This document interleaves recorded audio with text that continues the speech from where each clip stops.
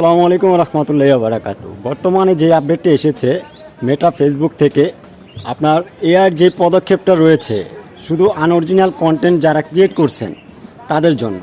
আপনারা যারা duet, রিমেক্স, music নিয়ে কাজ করছেন, অবশ্যই আপনারা একটা জিনিস লক্ষ্য করুন, আপনি যেই ডুয়েটটা করেছেন সেই ডুয়েটটা কিন্তু আরও কয়েকজনে করেছে। এটা প্রথমে কে করেছে, সেকেন্ডে কে করেছে, তৃতীয়তে কে করেছে, এটা কিন্তু তারা কিন্তু সবটাই কিন্তু এই আপডেটের মাধ্যমে যেই সফটওয়্যারটা তারা তৈরি করেছে সেটার মাধ্যমে কিন্তু দেখতে পাচ্ছে।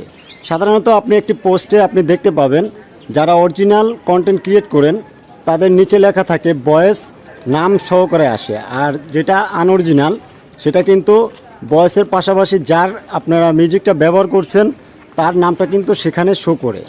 আপনি এটা আপনার পোস্টের নিচে, ভিডিওর নিচে দেখতে পাবেন যে ভয়েসের যে রিপোর্টটা আসে সেটা কিন্তু এআই কিন্তু ধরে ফেলছে। একদম এ থেকে সাবধান।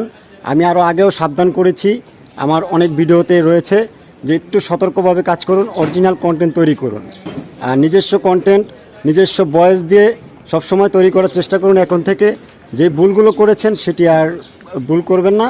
ফেসবুক প্ল্যাটফর্ম কিন্তু খুবই আরও কঠোর পদক্ষেপে যাচ্ছে, নতুন নতুন আপডেট নিয়ে আসছে সকলের মাঝে। ধন্যবাদ ভিডিওটির সঙ্গে থাকার জন্য।